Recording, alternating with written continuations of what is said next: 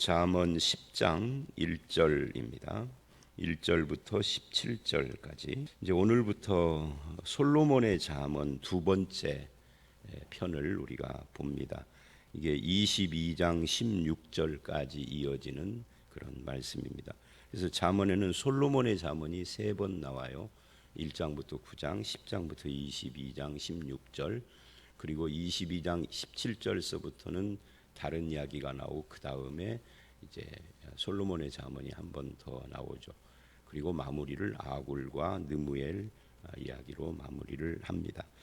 그런데 이제 오늘부터 시작되는 이 솔로몬의 잠언은 지금 금방 읽은 것 같은 이런 분위기예요.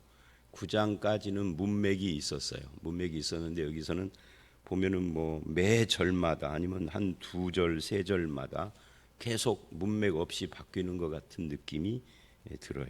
그래서 상당히 좀 이해하기도 쉽지 않고, 또 어떤 경우에는 안 맞는 듯한 말도 사실은 있어요. 예를 들면 여름에 거두는 자는 여름에 뭘 거두지? 뭐 요즘이야 뭐 과수도 하고 뭐 여러 가지 특용 작물들을 하니까 요즘은 그렇지만 3,000년 전에 여름에 뭐를 거두었지? 이제 그 나라의 문화나 기후나 또는 뭐 여러 가지 환경들을 모르면 잘 이해가 안 되기도 하죠. 이제 그런 것 말고도 그 실제로 안 맞는, 제가 전에 이 수요일 날 잠언 이야기하면서 말을 했는데, 개미를 봐라, 지도자도 없고 조직도 없는 것처럼 이야기를 하는데 실제로는 개미 세계에 조직이 있고 지도자가 있고 다 하거든요. 이제 그런 것들이 우리를 좀 곤란하게 하고, 저에게는 제일 곤란한 것이 문맥이 뭐냐 하는 건데 문맥이 없어 보여요. 근데 이제 최근에 그 잠언을 연구하는 학자들은 조심스럽게 여기에도 문맥은 있다. 이제 그렇게 말하는 분도 문맥이 뭐라고 정확하게 말은 못하는데 있다 이렇게 하는 추세입니다. 그리고 이제 또 어떤 분은 히브리어를 전공한 분들은 한글 번역에 문제가 있다 이렇게 지적하는 분들도 있어요.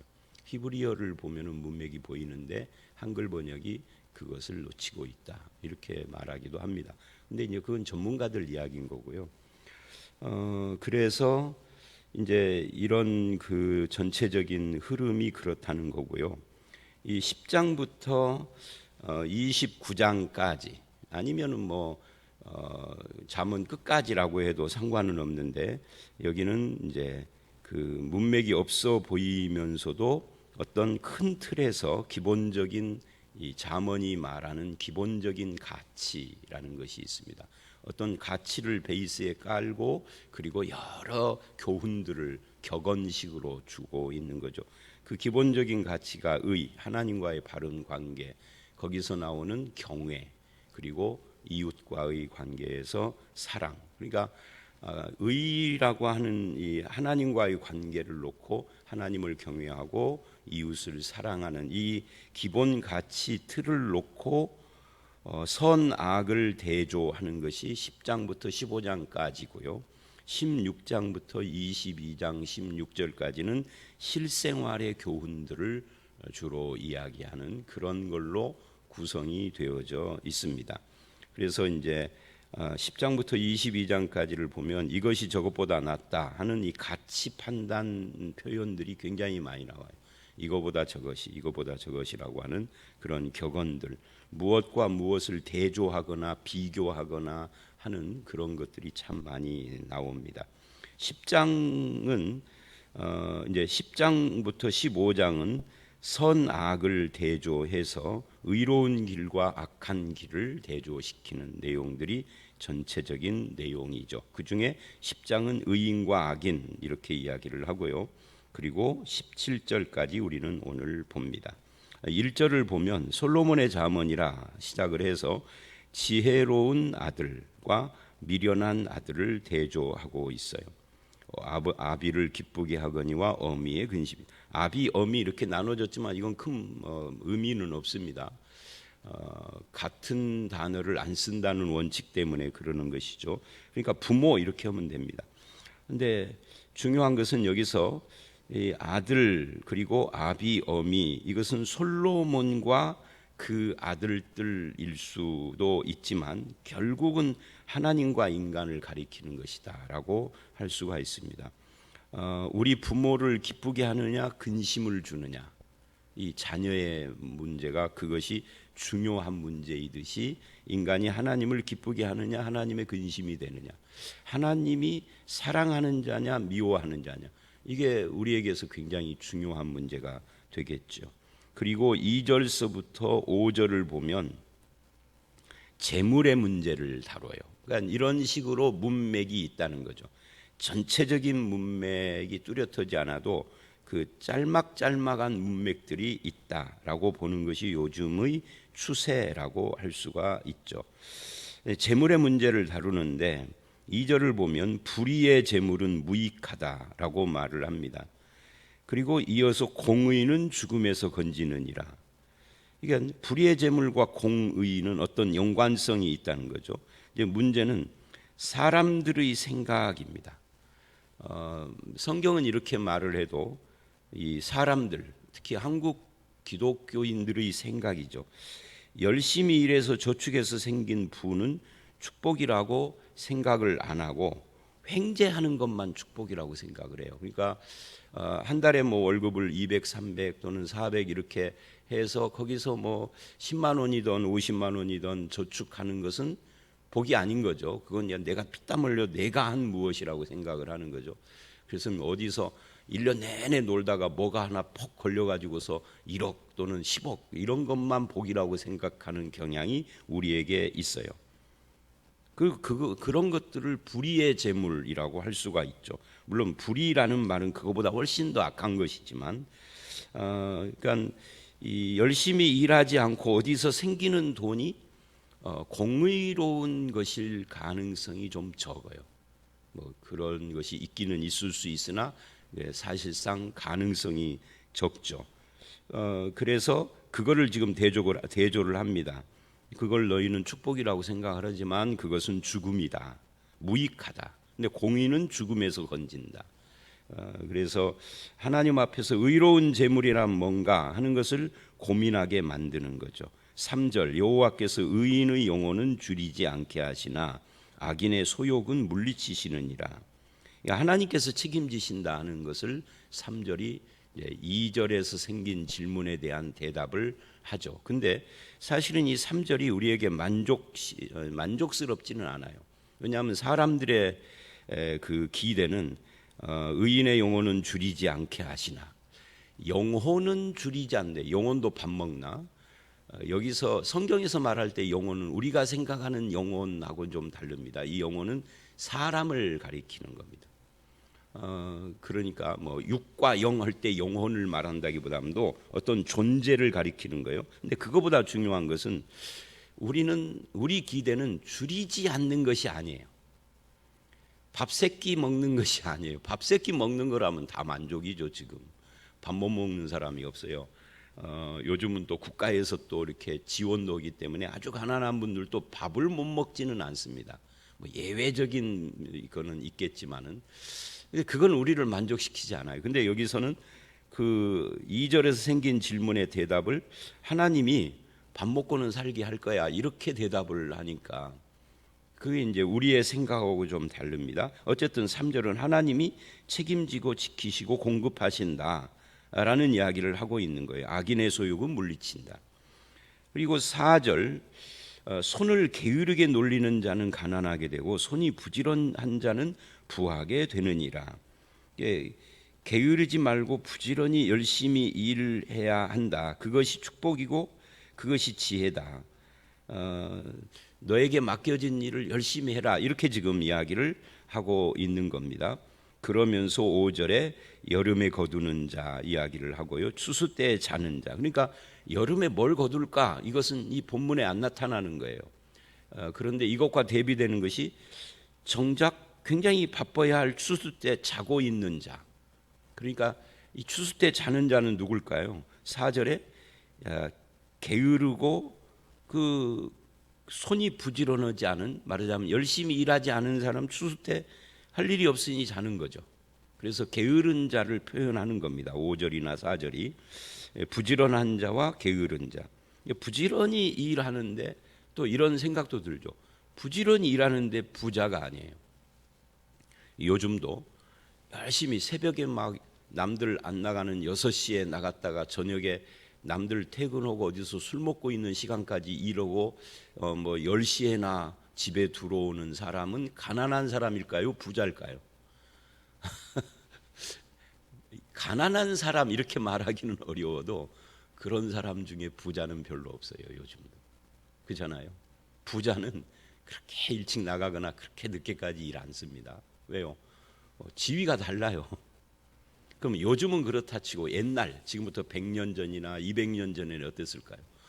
새벽에 일찍 나가서 저녁까지 일하는 사람은 머슴밖에 없어. 그러니까 이 현실하고 안 맞아요. 근데 여기서 말하려고 하는 것은 현실하고 맞냐 안 맞냐가 아니라 뭘 강조하려고 그러는 거예요. 부지런한 자가 하나님이 좋아하시는 자다, 하나님이 기뻐하는 자다 하는 것을 말하고 있는 겁니다.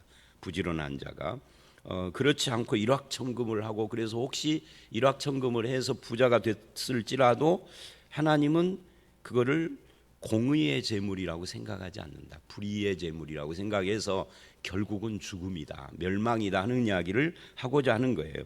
부지런함을 강조하는 거죠. 그리고 이제 이것이 16절에 가면은 부자의 재물은 그의 견고한 성이요 가난한 자의 궁핍은 그의 멸망이니라 하고 이제 마무리할 때 다시 거론을 해요. 이게 결론적인 이야기를 하는 거죠. 15절과 15절이 그리고 16절에 의인의 수고는 생명에 이르고 악인의 소득은 죄에 이르느니라. 그러니까 그 앞에서 말한 불의의 재물로 내가 부를 쌓았다 할지라도 그것은 결국은 하나님께로부터 멸망이라 선포를 받는 거예요. 그건 죄다. 하나님이 심판하실 것이다. 그래서 그런 길을 추구하지 말아라 하는 이야기를 하고 있는 겁니다. 그리고 다시 이제 5절, 6절로 가보면은 6절로 14절까지를 쭉 보면은 어떤 이야기를 하느냐면 이번에는 임 이야기를 합니다. 말. 그러니까 재물 이야기를 이제 마치고 말 이야기로 돌린 거예요. 의인의 머리에는 복이 임하나 악인의 입은 독을 머금느니라.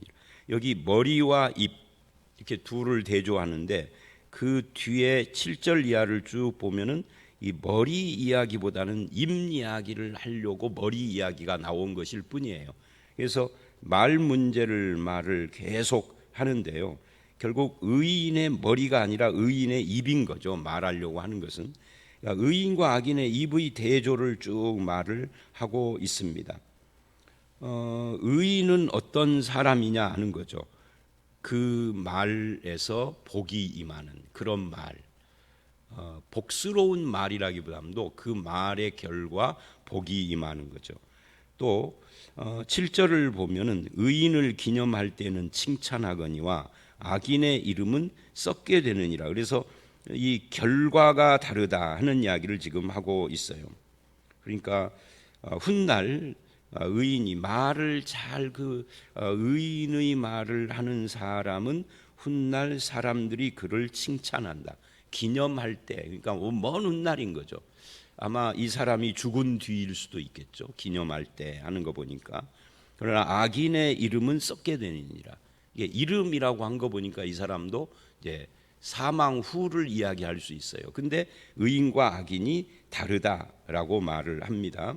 그래서 이게 이제 재물에서 입 말로 돌아섰지만 핵심은 재물에서도 의인 악인 그리고 입에서도 의인 악인 의인과 악인을 대조하는 거예요. 결국은 그걸 의인과 악인을 대조하는데 물질로 대조했느냐 말로 대조했느냐 이것만 다른 거죠. 그러니까 핵심은 의와 악이다 그 말이죠. 그리고 8절을 보면은 마음이 지혜로운 자는 계명을 받거니와 입이 미련한 자는 멸망하느니라. 이 마음과 입을 또 대조를 했어요. 아까 머리와 입을 대조한 것처럼. 그러니까 이 말이라는 것도 결국 마음과 연결되어 있고 생각과 연결되어 있다는 것을 보여주고 있는 거죠. 그래서 마음이 지혜로운 자는 계명을 잘 듣는다. 계명을 받는다. 이 말하자면은 그 아버지가 아들에게 주는 훈계를 잘 받는 것처럼 또 하나님이 우리에게 주는 계명을 잘 순종하는 것처럼 그것이 마음의 문제다. 지혜로운 자. 그런데 그것이 입으로 미련한 자는 입으로 표현을 하는데 그게 계명의 길을 안 가는 거죠. 그런 이야기를 지금 쭉 하고 있습니다. 그리고 지금 의인 이야기를 쭉 우리가 먼저 보자고요. 악인 이야기는 조금 뒤에 다시 말을 하고요. 9절을 보면 바른 길로 행하는 자, 이 의인이 여기서는 바른 길로 행하는 자로 나와요. 걸음이 평안하려니와. 바른 길로 행한다는 것은 어떤 이야기인가? 이 길이라는 것이 인생을 상징하잖아요. 행함이 행동인데 여기서는 입이 올바른 것과 관계가 있어요. 말을 올바른 일, 그런 의인의 입을 말하는 거죠. 그런 자에게 평안이 임하거니와 그것이 굽은 길로 행하는 자는 드러난다. 11절을 가보면 10절에서는 의인 이야기가 안 나오고요. 의인의 입은 생명의 샘이다. 악인의 입은 독을 머금었어요. 그러니까 그 속에서 생명이 나타나고 생명이 드러나고 사람을 살리고 이런 일을 한다. 앞에 9절에서 평안, 그 걸음이 평안하다 하는 것과도 유사한 면을 지금 가지고 있죠. 또 12절 미움은 다툼을 일으켜도 사랑은, 그러니까 의인은 이 사랑, 모든 허물까지도 가리는 사랑이 담긴 말을 하는 사람이다 하는 것을 말하고요. 13절 명철한 자의 입술에는 지혜가 있다. 이 입술에 지혜 있는 자, 적절할 때에 때와 환경과 장소와 사람에 맞는 말을 하는 사람인 거죠. 그러니까 신중한 거예요. 그런데 지혜 없는 자의 등을 위하여는 채찍이 있다. 14절 지식을 가진 입을 말을 합니다. 지혜로운 자는 지식을 간직했다. 이 지식이 있는 입. 그리고 17절에 훈계를 지키는 자, 이렇게 말을 해요. 훈계는 내가 아닌 남이 해주는 말이잖아요. 그것을 잘 지키는 자라고 그래요. 아까 계명 이야기하고도 연결이 됩니다.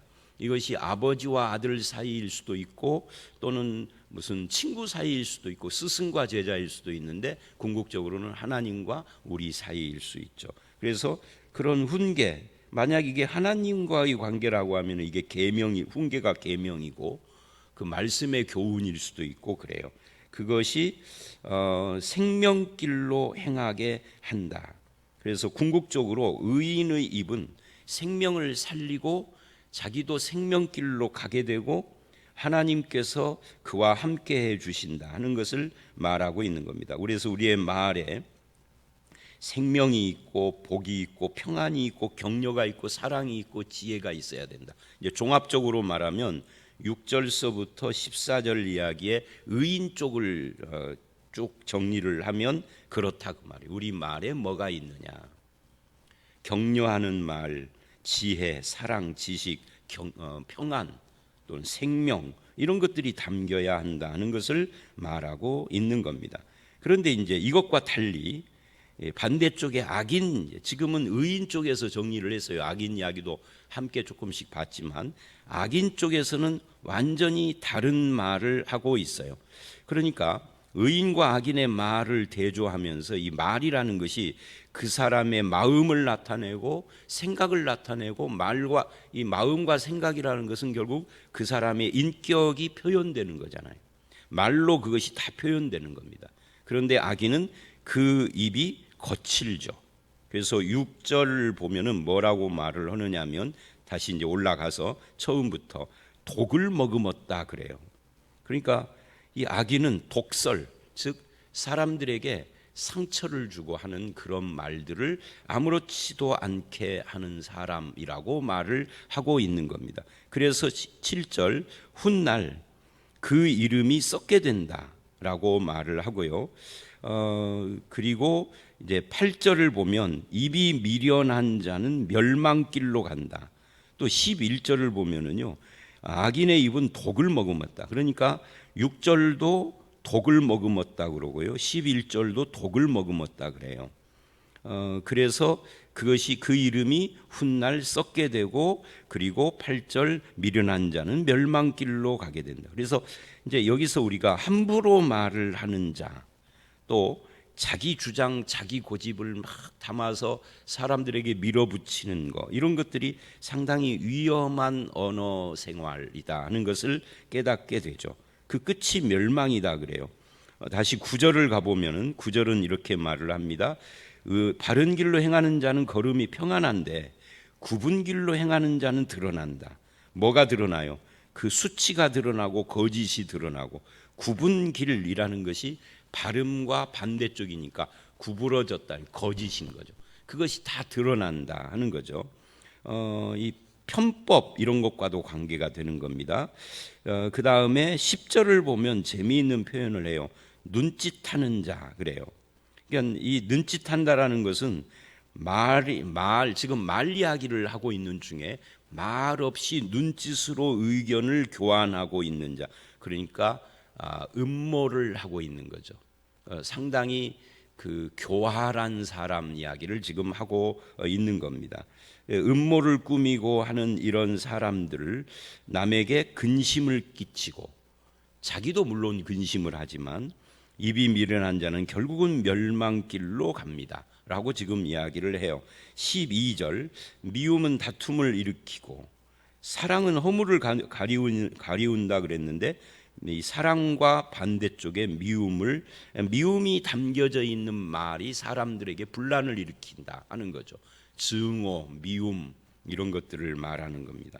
그러니까 이 오늘 말씀을 보면은 재물 문제와 말 문제 두 가지를 이야기를 하는데, 우리의 실생활에 전부 다 해당되는, 우리 주변에서도 지금도 우리 눈에 보이는 그런 것들이 다 등장을 하고 있죠. 그리고 이제 14절로 13절을 보면 거기 13절에 경솔한 입을 말을 합니다. 함부로 말하는 거를 말을 합니다. 그런 사람들을 지혜 없는 자의 등을 위하여 채찍이 있느니라. 경솔하게 함부로 말하는 지혜 없는 입술에는 결국은 징계가 있다, 채찍이 있다라고 말을 하고, 14절 미련한 자의 입은 멸망에 가까우니라.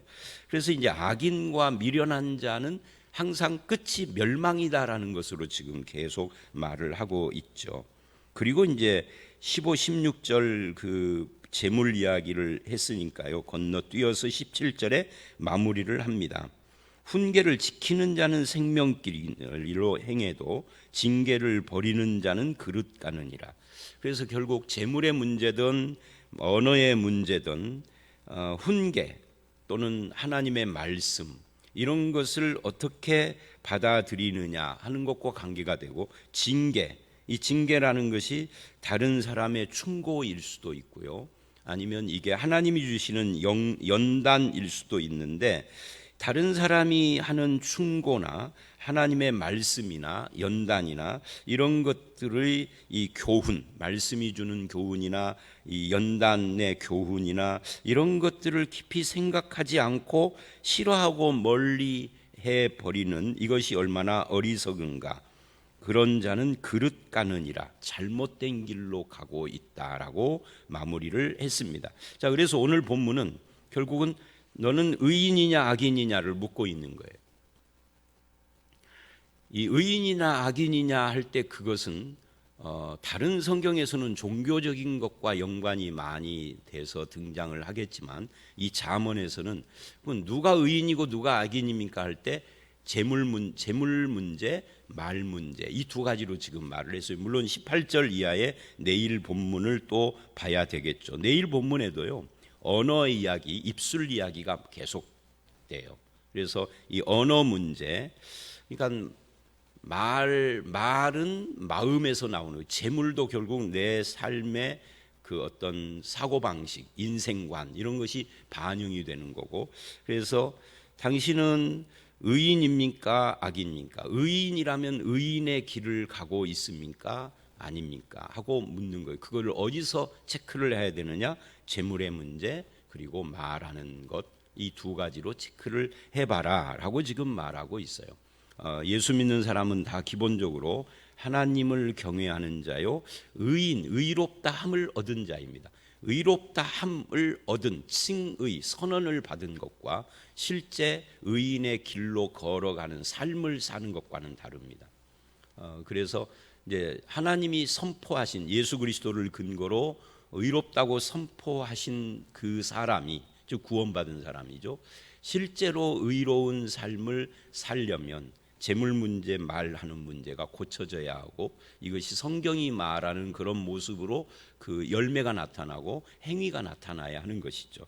그렇게 하나님 앞에서 의인의 길을 걸어가는 저와 여러분들이 되시기를 주의 이름으로 축원합니다. 함께 기도하겠습니다. 하나님, 이제부터 솔로몬의 잠언을 우리가 묵상하는데 의인의 길과 악인의 길을 대조하는 말씀을 받습니다.